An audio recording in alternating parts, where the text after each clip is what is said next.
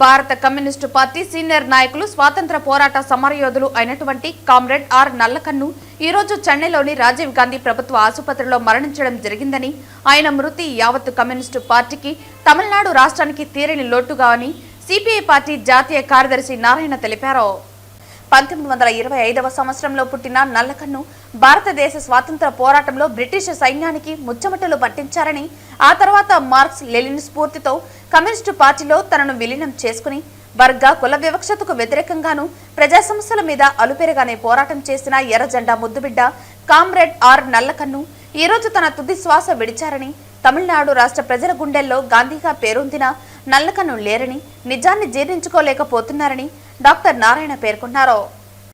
CPI అగ్రనాయకులు నల్లకన్ను ఇక లేరని చెప్పడానికి చింతిస్తా ఉన్నాం. ఆయన తమిళనాడు గాంధీగా పేరు. అన్ని రాజకీయ పార్టీలు కూడా ఆయన వేడు చూపించే అవకాశం లేదు. సుదీర్ఘకాలం కమ్యూనిస్ట్ పార్టీలో ఉండి 101 సంవత్సరాలకు వయసు వచ్చింది. దాదాపు 6 నెలలుగా ఆయన కోమాలో ఉన్నారు. ఈ రోజే అర్ధ గంట క్రితమే ఆయన చనిపోయారని చెప్పేసి గవర్నమెంట్ మెడికల్ హాస్పిటల్లో మెడ్రాస్ చెప్పారు. వారి మృతదేహాన్ని డొనేట్ చేస్తారు. అయితే ఈరోజు సాయంత్రానికి మృతదేహం టీనగర్లో ఉన్న సిపిఐ కార్యాలయానికి తీసుకెళ్తారు. రేపు ఉదయానికి ఆ బాడీని డొనేట్ చేస్తారు. నిజంగానే ఆయన కమ్యూనిస్ట్ ఉద్యమానికి పితామహుడైతే ఈనాటి రాజకీయాలకు ఆదర్శవంతుడు.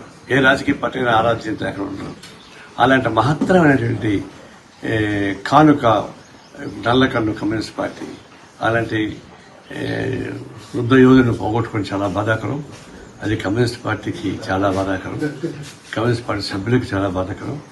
వారి మరణం పట్ల సిపిఐ ప్రగాఢ సంతాపం తెలియజేస్తా ఉంది. వారి కుటుంబ సభ్యులకి మా సానుభూతి తెలియజేస్తా ఉన్నాం.